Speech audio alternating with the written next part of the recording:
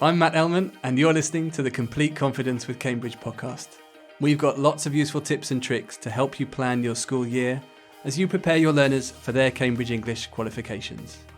Whether you've been teaching exam classes for years or just at the start of your teaching career, come along with us. We'll help you unpack the English language exam journey using our own real-life experience and easy-to-follow examples from the exam preparation course Complete. So, let's get started. Today's episode is brought to you by Greg Archer. Greg has been in English language teaching since 2010. He worked for 7 years in an international college, teaching Cambridge exam classes and managing the English language department. He's now a freelance author, teacher and teacher trainer, and is one of the authors of Complete Advanced. Hello, and thank you for joining me today. My name is Greg, and this is the first podcast of this series for B1 Preliminary. Today, we're going to be looking at the idea of scaffolding. We're going to be looking at this in 3 stages. We're going to look first of all at how to break down tasks into manageable chunks. We're going to think about this idea of eliciting language. And we're also going to focus on monitoring your students' language development in the classroom.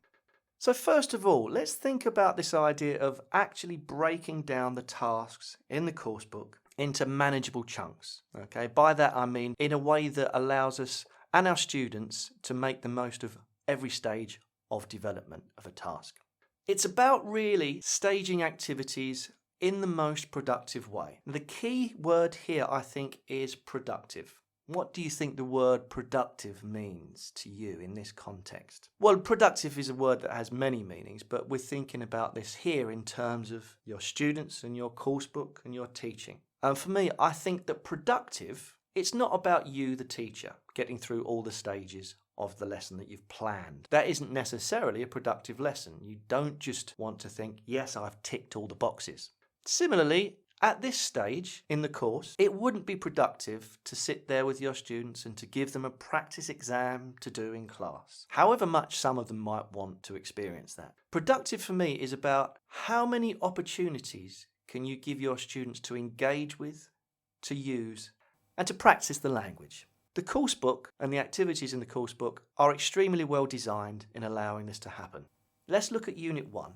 This is a great introductory lesson for a new class. And as on page 8, we've got starting off and listening part 2. So we start off with some discussion about the student's home. And this is where you're listening out for what they're saying, and they then go on to talk about the building where they live. So we're already getting them thinking about this subject of buildings and where they live. And while they're doing this, there will be some nice language that emerges from them. And you can work with that here. It's a really good chance to give them feedback and also to do some board work, to highlight good examples of language use. You can suggest ways to upgrade what they've said, some correction. Don't think that any speaking activity means that you have to leave your feedback until the end of the section, the end of that stage. I always think it's a good idea to give them feedback, active feedback from the start of the class. And once we've done this, once we've discussed where they live and the buildings they live in, and we've given them a bit of feedback on their language use, that is when we can move on to question number 3, which is where they have an exam task. It's a listening task, but before they even do that, you could get them still producing language, being productive in their language. So rather than just get them to read the questions and then play them the audio to answer those questions, why not get them to think about, well, question number 1 says you will hear from 2 friends talking about the kind of flat they would like to live in. They agree that they should, and then it gives 3 options. A, on one of the higher floors. B, have at least 3 bedrooms. C, be close to public transport. Now this is a good time to kind of start raising awareness of what happens in the exam, because they will not hear the answers using those words. So before we do the listening, get them to predict what they think the speaker might actually say if they are not using those words. Because what you're doing here is the students are thinking of different ways to express those ideas, and they are practicing their paraphrase skills. So before we've even started to actually listen to the exam task, we've done a lot of language work before we've even got there. And this is one of the key things, certainly at this early stage of the course. We're providing scaffolding. What does that mean? It's providing support and guidance to students, not only as they learn the new language, but also as they try to use language that they've already come across. It's maximising the chances that they have to practice the language. And that's the most important thing at this stage of the course, far and above giving them exam practice. If you want some more ideas of this, the teacher's book gives you lots of ideas in a brilliantly clear way. It gives you an idea for a lead-in activity even before starting off. And there are extension activities suggested for you to use. And these go through the whole teacher's book. They are really useful, particularly if you're kind of new to exam teaching and you feel like you might need a little bit of extra support. So, as I say, at this stage of the course, try not to get too focused on what they're going to be doing in the exam. There is plenty of time before then, and we need to work on the language they need and eventually start developing those exam skills between now and the end of the course. But as I say, it's good to start introducing techniques, and it's good to start raising awareness of what they might be doing in the exam, like predicting and paraphrasing. And also, once you've done the listening task, getting the students to reflect on the correct and incorrect answers and trying to understand why. This is where it's a good idea to provide them with photocopies of the audio script that is in the teacher's book, and then they can read the audio script that they've just listened to and really start to understand why one answer is correct and two answers are wrong. Because then they understand that all of the options that are given to them in the questions are in some way mentioned, but two of them will definitely be wrong. The teacher's book also clearly sets out ways to stage the class. Again, if you're not too sure of how to do this, it tells you this is an exam task. Set a time limit of 45 seconds if you want for students. Elicit that as well as the information in the questions. Try to find the keywords that help them to find the answers, like agree, be one of, at least.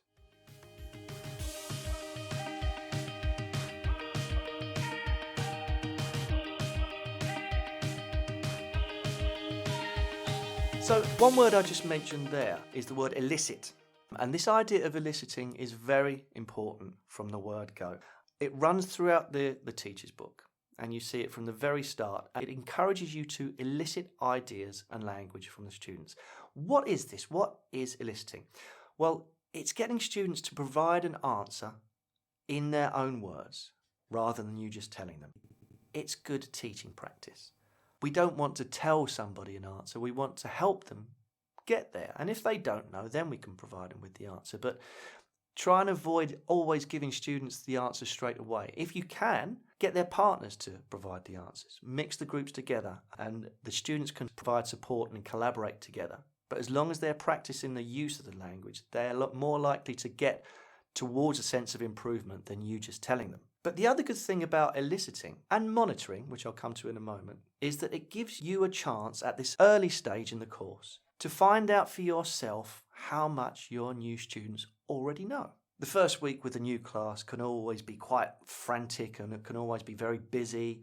But by sort of week 2, maybe week 3, if you've been listening to them, you should be able to kind of think, right, how far along are they in their language development? You'll be able to identify the students who are a little more advanced and the students who will need a bit more help from you.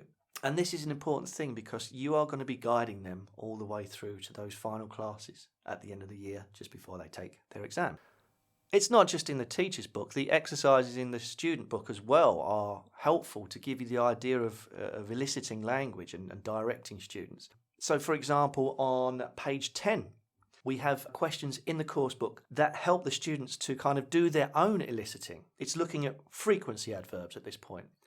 And the questions say, do frequency adverbs like often, sometimes and rarely go before or after the main verbs? And where do we usually put longer frequency expressions like every day or most days? And eliciting is something that really goes hand in hand with monitoring. Eliciting is when you are actively trying to help their learning, asking questions, giving them prompts. Monitoring involves eliciting. Think about how to provide slightly more targeted help with monitoring. You're not talking to the class as a whole, but listening closely to what students or pairs of students or small groups of students are producing. Make sure, of course, that you don't jump in too often. Students need time to make mistakes, and this is the stage of the course where they need to start feeling comfortable about making mistakes. Stress to them that you don't expect them to be ready for the exam at this point at all. It's just about practice, and it's about negotiating meaning with their peers, with their classmates.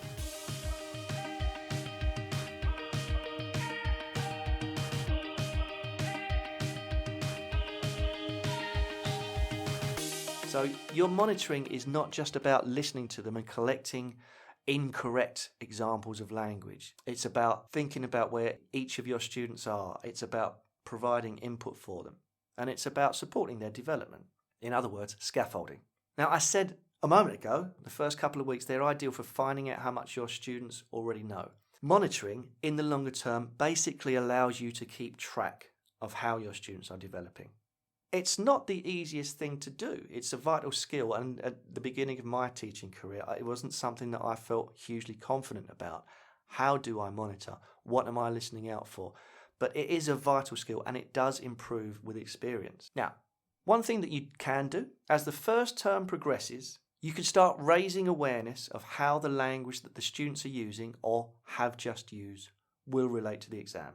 As I say, don't start exam practice too early, but start raising awareness of what they are eventually going to be doing. For example, when you get to Unit 4, on page 39 of your course book, there are some vocabulary items here. So get fit, get some peace and quiet, go shopping, have a good time.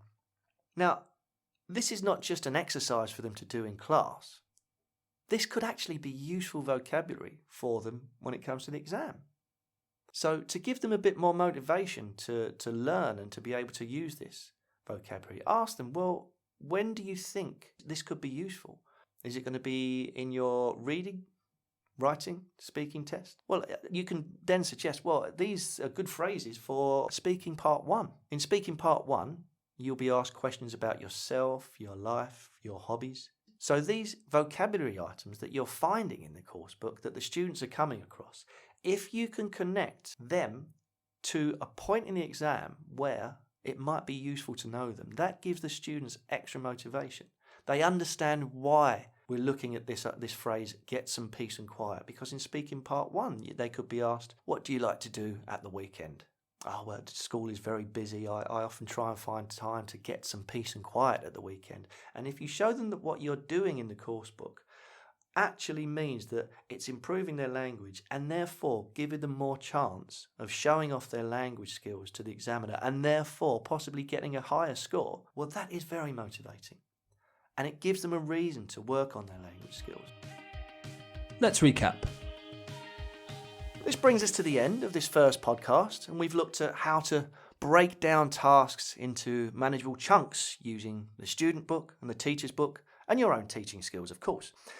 We've looked at eliciting, why you need to do it, and we've looked at monitoring, why it's so useful and important for your class and your learners.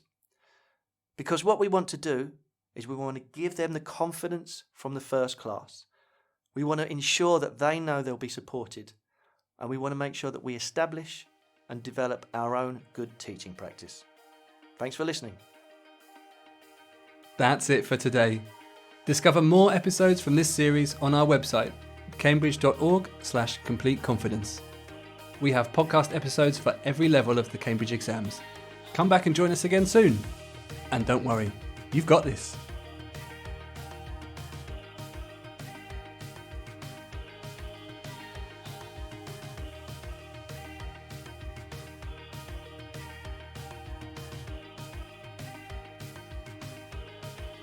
You've been listening to the Complete Confidence with Cambridge podcast, brought to you by Cambridge University Press and Assessment.